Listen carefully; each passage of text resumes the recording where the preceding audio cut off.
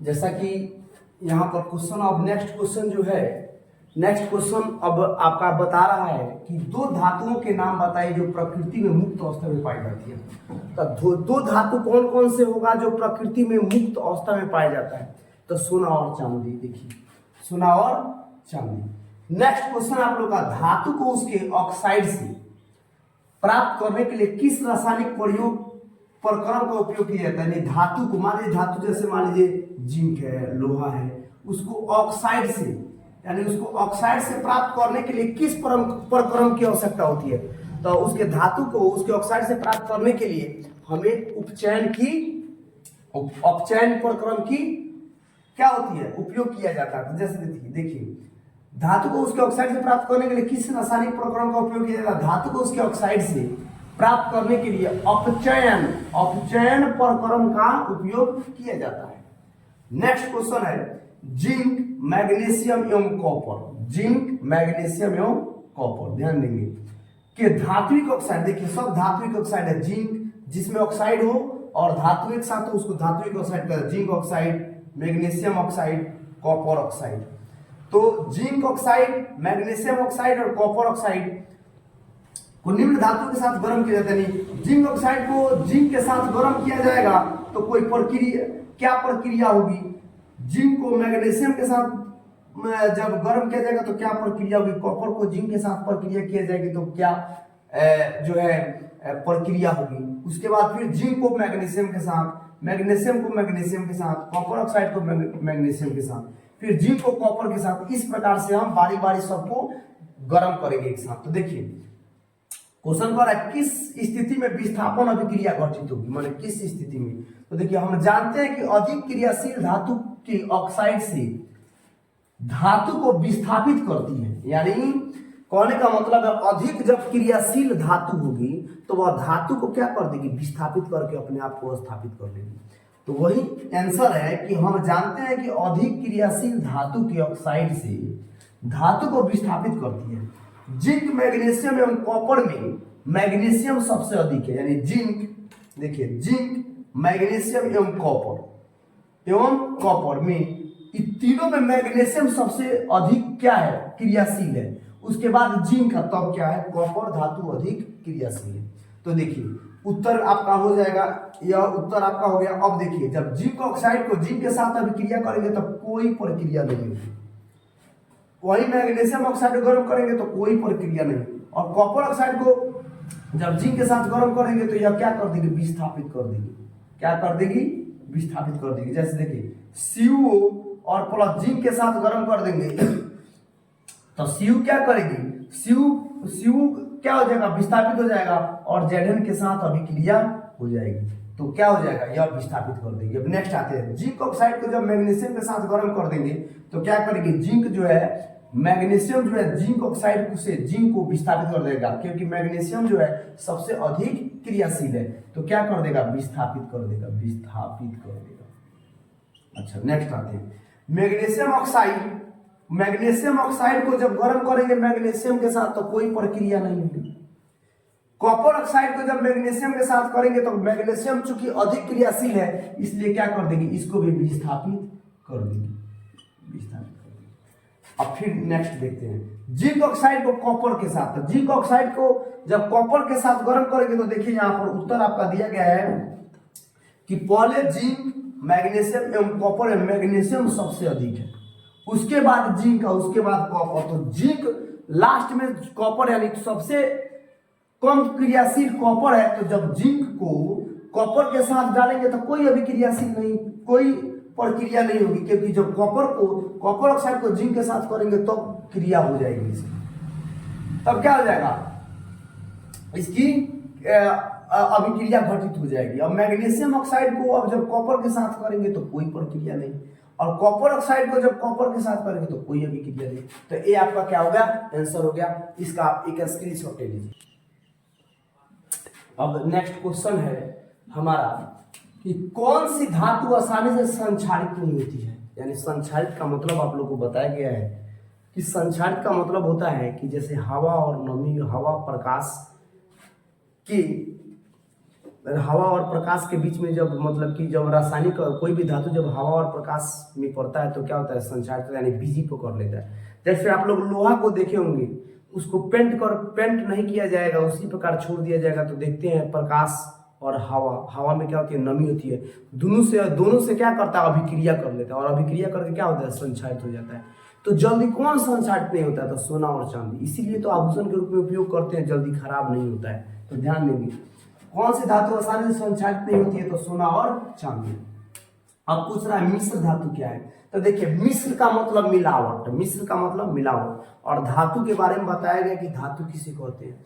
तो मिलावट धातु क्या है, यानी मिश्र धातु क्या है, तो देखिए दो या दो से अधिक समांगी मिश्रण। समांगी का मतलब बताया गया है आप लोग को 9th क्लास में कि समांगी क्या है, विषमांगी क्या है, और इस वीडियो में भी आप लोग देख सकते हैं समांगी और विषमांगी के बारे में बताया गया है कि समांगी जो होता है जिसके अवयव आपको दिखाई न दे। जैसे चीनी और पानी मिला दीजिएगा तो क्या आपको उसका दो चीनी और पानी और का अवयव दिखाई पड़ेगा, चीनी का अवयव पानी का अवयव दिखाई पड़ेगा, दोनों मिल जाएगा तो नहीं।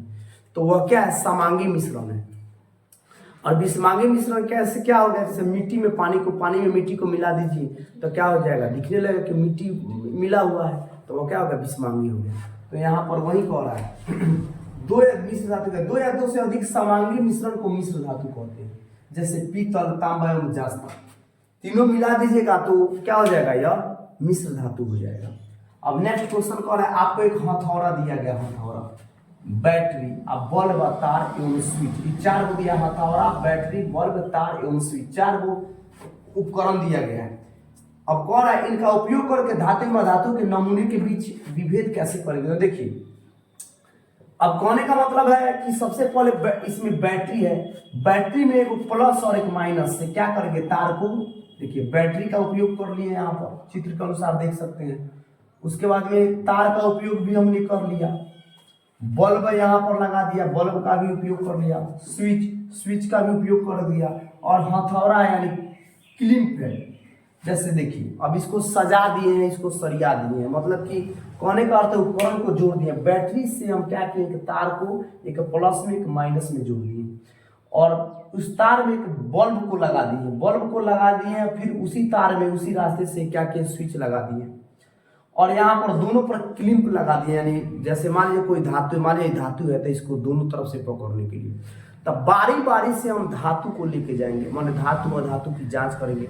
तो जो धातु होगा, जब दोनों के बीच में मान लीजिए कनेक्शन टूटा हुआ है, जब दोनों धातु जब यहाँ पर लगाएंगे तो कनेक्शन जुट जाएगा, तो धातु का तो बल्ब जल जाएगा और धातु का तो बल्ब नहीं जलेगा। तो देखिए चित्रानुसार उपकरण को सजाकर हम एक परिपथ बनाते हैं। क्या बनाए, परिपथ बनाते हैं। दिए गए नमूने को विद्युत परिपथ में लगाने पर, स्विच ऑन करने पर बल्ब जलता है। यानी दिए गया जो नमूना है, जैसे बैटरी, बल्ब, क्लिप, स्विच, ये तीनों नमूने को जब लगाते हैं तो स्विच लगाने के बाद स्विच जब ऑन करते हैं तो बल्ब जल जाता है। तो दिए गए नमूने धातु है, यानी क्या है, दिए गया नमूना जो है धातु है, अगर नहीं जलेगा तो क्या हो जाएगा, अधातु हो जाएगा। अब देखिए क्वेश्चन नंबर 2 कह रहा है कि धातु एवं अधातु में विभेदन के लिए इन परीक्षणों का उपयोग की आकलन कीजिए। माने जो परीक्षण किए हैं जो धातु और अधातु की, इसका आकलन आप कैसे करेंगे। तो धातु एवं अधातुओं की परीक्षण के लिए यह विधि बहुत उपयोगी है। जो यह विधि है यह बहुत उपयोगी है। यहाँ पर बल्ब मतलब कि जो धातु होगा, अगर 2 तारों के बीच में अगर धातु लगाएंगे, लगाने के बाद में क्या हो जाएगा, जल गया तो धातु है, और जो नहीं जलेगा वो अधातु है। केवल ग्रेफाइट एक अपवाद है, क्योंकि यह अधातु होते हुए भी विद्युत का सुचालक होता है। अब इसमें एक अपवाद होता है, हर चीज में एक अपवाद होता है। अपवाद के रूप में क्या है, ग्रेफाइट, अधातु होते हुए भी जब उसको जलाइएगा तो क्या हो जाएगा, बल्ब जल जाएगा। तो यह आपका क्या हो गया, यह क्वेश्चन हो गया, इसका एक स्क्रीनशॉट ले लीजिए। अब अगला क्वेश्चन है कि उभयधर्मी ऑक्साइड क्या होते हैं। उभयधर्मी ऑक्साइड क्या होते हैं, 2 उभयधर्मी ऑक्साइडों का उदाहरण दीजिए। यानी उभयधर्मी ऑक्साइड क्या होते हैं, 2 उभयधर्मी ऑक्साइडों का उदाहरण देना है। तो देखिए धातु के वैसा ऑक्साइड जो अम्ल एवं क्षार, देखिए अम्ल और जो क्षार जब अभिक्रिया करते हैं तो लवण एवं क्या बनाता है, जल बनाता है। तो जो अम्ल और क्षार से अभिक्रिया कर लवण और जल बनाता है उसे क्या कहते हैं, उभयधर्मी ऑक्साइड कहते हैं। यानी अम्ल जोड़ क्षार, अम्ल और क्षार को मिलाने पर लवण तथा जल बनता है, उसे क्या कहते हैं, उभयधर्मी ऑक्साइड। तो जैसे देखिए धातु के वैसे ऑक्साइड जो अम्ल एवं क्षार दोनों से अभिक्रिया कर लवण एवं जल बनाते हैं उसे उभयधर्मी ऑक्साइड कहते हैं। जैसे देखिए Al2O3 और ZnO इत्यादि, यानी दो वो आपके पास क्या है, यौगिक है। तो Al2O3 की जब अभिक्रिया कराते हैं अम्ल के साथ, यानी मान लीजिए यह क्या है, यह जो है अम्ल और लवण, तो देखिए यह क्या हो गया, लवण हो गया और सॉरी और क्षार हो गया, यह क्या हो गया, अम्ल हो गया। जब अम्ल और क्षार से यह क्या हो गया, क्षार, यह क्या हो गया, अम्ल। तो दोनों से जब अभिक्रिया कराई जाती है तो देखिए क्या बनता है, लवण तथा जल बनता है। एक और देखिए ये दोनों का जब अभिक्रिया कराया जाता है तो अम्ल एवं क्षार का जब अभिक्रिया कराया गया तो क्या हो गया, लवण और जल बना। अब फिर Al2O3 को NaOH यानी लवण से हम क्या करते हैं, जब अभिक्रिया कराते हैं तो क्या बनेगा, NaAl2 सोडियम एल्युमिनियम ऑक्साइड और क्या बना, जल बना। फिर अब देखिए ZnO से अभिक्रिया कराते हैं यानी जिंक ऑक्साइड, Zn का नाम क्या होता है, जिंक ऑक्साइड। जब जिंक ऑक्साइड से अभिक्रिया कराएंगे तो जिंक ऑक्साइड यानी क्या हो गया, यह हो गया क्षार और यह क्या हो गया, अम्ल, HCl अम्ल हो गया। जब अभिक्रिया कराएंगे तो क्या बनेगा, ZnCl2 + H2 यानी जल और क्या बना, लवण बना। अब यहाँ देखिए अब ZnO को फिर कराएंगे NaOH से अभिक्रिया कराएंगे तो क्या बनेगा, Na2ZnO2 + H2O जल। तो ये क्या हो गया, उभयधर्मी ऑक्साइड हो गया। ये क्या हो गया, उभयधर्मी ऑक्साइड। अब नेक्स्ट आते हैं, दो धातुओं के नाम बताइए, यानी दो धातु का नाम बताइए तनु अम्ल से हाइड्रोजन को विस्थापित कर दे, यानी अम्ल से हाइड्रोजन को विस्थापित कर दे वैसा दो धातु का नाम बताना, तथा दो अधातु ऐसा और ऐसा दो धातु का नाम बताइए जो ऐसा नहीं कर सकता है। यानी दो धातु का नाम बताइए जो ऐसा कर सकता है और दो धातु का नाम बताना है जो ऐसा नहीं कर सकता है। तो क्या कर सकता है, तो देखिए जो हाइड्रोजन को क्या कर देता है, अलग कर देता है अम्ल से। तो देखिए हाइड्रोजन को तनु अम्ल से विस्थापित करने वाले धातुओं कौन कौन से, मैग्नीशियम और जिंक। यानी अम्ल से को विस्थापित करने वाले धातु कौन कौन से, मैग्नीशियम और जिंक। और हाइड्रोजन को अम्ल से विस्थापित नहीं करने वाले धातु क्या है, कॉपर और सोना। कॉपर और सोना क्या करते हैं, अम्ल से विस्थापित नहीं करते हैं। नेक्स्ट क्वेश्चन आप लोग का है, किसी धातु M के विद्युत अपघटनी परिष्करण में आप एनोड, कैथोड एवं विद्युत अपघट्य किसे बनाएंगे, यानी एनोड को, कैथोड को दोनों में से किसे विद्युत अपघट्य बनाएंगे। तो देखिए अशुद्ध M धातु, एक अशुद्ध M धातु लिया और एक शुद्ध M धातु लिया, यानी कोई धातु M है, धातु के एक मोटे टुकड़े को एनोड बनाया जाता है। यानी किसको, अशुद्ध M धातु के मोटे टुकड़े को क्या बनाया जाता है, मोटे टुकड़े को एनोड बनाया जाता है। और शुद्ध M धातु के एक पतली पट्टी को कैथोड बनाया जाता है। और शुद्ध धातु के पतली पट्टी को क्या बनाया गया, कैथोड बनाया जाता है। जल में घुलनशील M धातु के लवण का उपयोग विद्युत अपघट्य के रूप में किया जाता है। तो ये आपका क्वेश्चन को हो गया 1 2 3। चलिए स्क्रीनशॉट ले लीजिए। नेक्स्ट क्वेश्चन है, प्रत्यूष ने सल्फर चूर्ण के एक स्पैचुला में लेकर, देखिए यही जो है स्पैचुला है, इसमें क्या है, सल्फर है, इसमें क्या है, सल्फर है, लेकर उसे गर्म करता है। देखिए यहाँ पर गर्म करता है, यह क्या है, सल्फर चूर्ण है, सल्फर चूर्ण है। यह क्या है, आपका परख नली है, परख नली है, और क्या है, स्प्लिट लैंप है। उसे गर्म किया, चित्र के अनुसार एक परख नली को उल्टा करके, देखिए चित्र के अनुसार एक परख नली को उल्टा करके उसने उत्सर्जित गैस को एकत्रित किया। यानी जब यहाँ पर जल रहा है और स्पैचुला में क्या हुआ है, लिया हुआ है आपका क्या लिया है, सल्फर चूर्ण, और उल्टा जो है क्या किया है, परख नली लिया है। तो उल्टा परख नली जब लिया है तो उसमें से जो गर्म होगा, गर्म होकर कुछ ना कुछ गैस परख नली में, देखिए यहाँ पर परख नली में गैस एकत्रित हो रहा है। तो क्वेश्चन कर रहा है गैस की क्रिया क्या होगी, एक में सूखे लिटमस पत्र पर। तो देखिए सूखे लिटमस पत्र पर कोई क्रिया नहीं होगी, कोई क्रिया नहीं होगी। अब कह रहा है आर्द्र लिटमस पत्र पर, यानी आर्द्र लिटमस पत्र पर, तो आर्द्र नीले लिटमस पत्र को, नीले आर्द्र नीले लिटमस पत्र को क्या कर देगी, गैस लाल कर देगी, गैस लाल कर देगी, गैस क्या कर देगी, लाल कर देगी। अब ऊपर की अभिक्रियाओं के लिए संतुलित रासायनिक समीकरण लिखिए। तो ऊपर की क्रियाओं के लिए संतुलित रासायनिक क्या है, तो सल्फर का चूर्ण है, और किसकी उपस्थिति में गर्म किया गया है, तो ऑक्सीजन की। तो क्या बनेगा, SO2 बनेगा, यानी सल्फर प्लस ऑक्सीजन बराबर क्या हो जाएगा, सल्फर डाइऑक्साइड। तो यानी सल्फर का चूर्ण है और गर्म किया जाता है तो किसकी उपस्थिति में, तो ऑक्सीजन से। तो ऑक्सीजन ना मिलता है जी, तो ऑक्सीजन मिलेगा तो क्या होगा, SO2 बनेगा। इसका संतुलित देखिए, S एगो है, S एगो है, O दूगो है, O दूगो है। अब क्या होगा, संतुलित समीकरण हो गया। अब कह रहा है लोहे को जंग से बचाने के लिए दो तरीका बताइए।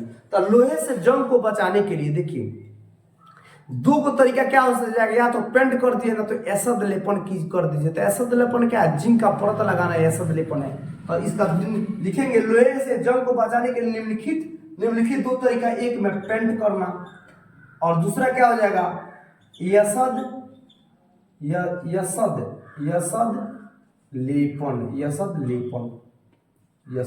हो जाएगा, यसद लेपन। नेक्स्ट क्वेश्चन करा, ऑक्सीजन के साथ संयुक्त होकर अधातुएं कैसे ऑक्साइड बनाती है। तो ऑक्सीजन के साथ कोई अधातु किस प्रकार की ऑक्साइड बनाएगी। तो देखिए अधातु ऑक्सीजन के साथ संयुक्त होकर उनके अम्लीय या उदासीन ऑक्साइड बनाती है, या तो अम्लीय बनाएगी नहीं तो उदासीन। तो देखिए C+O2 बराबर CO2 क्या हो गया, अम्लीय हो गया, और 2C+O2 बराबर क्या हो गया, 2C हो गया, क्या हो गया, उदासीन हो गया। तो इसका आप लोग एक स्क्रीनशॉट ले लीजिए। अब नेक्स्ट जो क्वेश्चन है वो है प्लेटिनम, सोना एवं चांदी बहुत कम अभिक्रियाशील धातु होती है। तो यहाँ पर क्वेश्चन है प्लेटिनम, सोना एवं धातु का उपयोग आभूषण के लिए क्यों किया जाता है, कारण बताएं। लोहा का क्यों नहीं किया जाता है, लोहा भी तो धातु है। तो लोहा का हम लोग क्या करते, माला पहन के या इतना मोट का पहनते, चाहे आप लोग हाथ में भी कारा पहनते लोहा का, लेकिन लोहा का नहीं, प्लेटिनम, सोना और चांदी का ही क्यों उपयोग किया जाता है आभूषण बनने के लिए। तो देखिए प्लेटिनम, लोहा और चांदी जो होता है कम संक्षारित होता है, और लोहा जो होता है तुरंत बिजी पकड़ ले, गर्दन में पूरा चिन्ह उग जाएगा। आप लोग देखो ये गैस सिलेंडर के नीचे अगर जहां पर गैस सिलेंडर रखते होंगे कुछ दिन के लिए छोड़ दिए होंगे, जब उठाते होंगे तो उसमें चिन्ह हो जाता होगा लोहा का, तो वह क्या हो जाता है, बहुत जल्दी संक्षारित हो जाता है। वही कह रहा है प्लेटिनम, सोना एवं चांदी का उपयोग आभूषण के लिए किया जाता है। क्या कारण है, प्लेटिनम, सोना एवं चांदी बहुत कम अभिक्रियाशील धातु होती है, साथ ही साथ इनका संक्षारण भी नहीं होता है, इनकी चमक भी तेज होती है, और बहुत पुराने हो जाने के बाद भी इनकी चमक बनी रहती है, इसलिए इनका उपयोग आभूषण बनाने में किया जाता है। यानी पुराना हो जाएगा फिर भी उसकी चमक गायब नहीं होगी। और लोहा देखिए आप लोग देखे होगा कहीं घर के अंदर धस गया है, कोई लोहा अगर नीचे आ गया है, किसी कारणवश मान लीजिए कि उसको क्या किया जा रहा है, जैसे मान लीजिए कि अगर मिट्टी वहां से हटाते हैं और लोहा मिल गया तो एकदम भिजिया के खत्म हो जाता है। तो लेकिन सोना चांदी जो होता है, प्लेटिनम जो होता है बहुत कम संचारित होता है, पुराना हो जाने के बाद में उसकी चमक गायब नहीं होती है, इसलिए हम लोग आभूषण के रूप में इसका उपयोग करते हैं। नेक्स्ट क्वेश्चन देखते हैं, sodium, potassium, lithium, sodium, potassium एवं लिथियम को तेल के अंदर संग्रहित किया जाता है, कारण बताइए। अब बताइए तेल के अंदर ही क्यों संग्रहित किया, पानी के अंदर भी तो संग्रहित किया जा सकता है, चाहे उसको खुला में रखा जा सकता है। तो जी देखिए ऑक्सीजन से, पानी में भी ऑक्सीजन होता है, हवा में भी ऑक्सीजन होता है, उससे अभिक्रिया करके तुरंत वो क्या कर लेती है, अभिक्रिया कर लेती है, जिसके कारण क्या होता है, उसको तेल में डुबो कर रखा जाता है। अब आंसर देखिए, सोडियम, पोटेशियम एवं लिथियम सामान्य ताप पर नमी एवं हवा के ऑक्सीजन के साथ तेजी से अभिक्रिया करती है, इसलिए इन्हें सुरक्षित रखने के लिए तेल के अंदर संग्रहित किया जाता है। नेक्स्ट क्वेश्चन है, एल्युमिनियम अत्यंत अभिक्रियाशील धातु है, फिर भी इसका उपयोग खाना बनाने वाले बर्तन बनाने के लिए किया जाता है, कारण बताइए। यानी एल्युमिनियम जो है क्या होता है, बहुत अभिक्रियाशील धातु है, फिर भी खाना बनाने के लिए किया जाता है। अगर मान लीजिए खाना बनाने के लिए किया जाता है तो गर्म होकर तुरंत संक्षारित हो जाना चाहिए, इसका उपयोग नहीं करना चाहिए, लेकिन इसी का उपयोग करते हैं, क्यों। अब देखिए एल्युमिनियम उष्मा का अच्छा चालक होता है, यानी उष्मा का क्या होता है, बहुत जल्दी अब दूसरे बर्तन में खाना बनेगा तो लेट लगेगा, लेकिन एल्युमिनियम बहुत जल्दी क्या करता है, उष्मा और विद्युत का क्या होता है, बहुत अच्छा सुचालक होता है।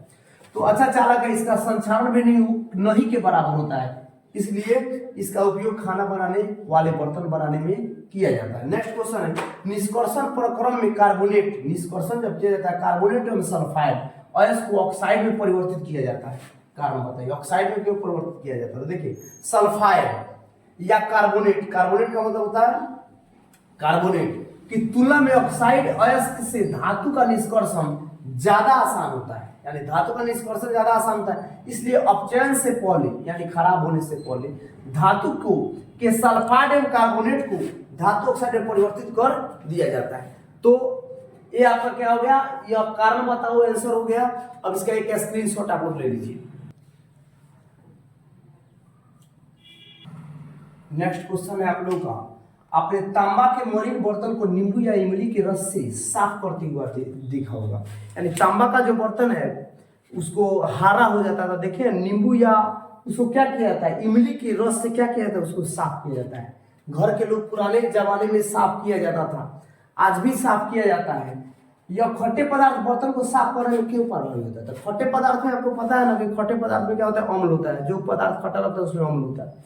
तो देखिए तांबा पर क्षारीय कॉपर कार्बोनेट की हरी पत्ती बन जाती है, यानी जो हरा पत्थर बन जाता है वह काथी का होता है, क्षारीय कॉपर कार्बोनेट होता है, बन जाता है, जो उसके रंग को मलिन कर देता है, उसके रंग को क्या कर देता है, मलिन हो जाता है। तब तांबे के मलिन बर्तन को नींबू या इमली के रस से साफ किया जाता है। तो नींबू या इमली में उपस्थित अम्लीय पदार्थ, यानी खट्टा पदार्थ में अम्ल होता है, अम्लीय पदार्थ क्षारीय कॉपर कार्बोनेट से, यानी क्षारीय कॉपर कार्बोनेट से अभिक्रिया कर उसे तांबे के बर्तन से अलग कर देता है। यानी जब खट्टा पदार्थ डाला जाता है तो क्षारीय कॉपर कार्बोनेट जो है वह क्या करता है, उसे अभिक्रिया करके उसको क्या कर देता है, अलग कर देता है, अलग कर देता है, जिससे बर्तन साफ होकर चमकने लगता है।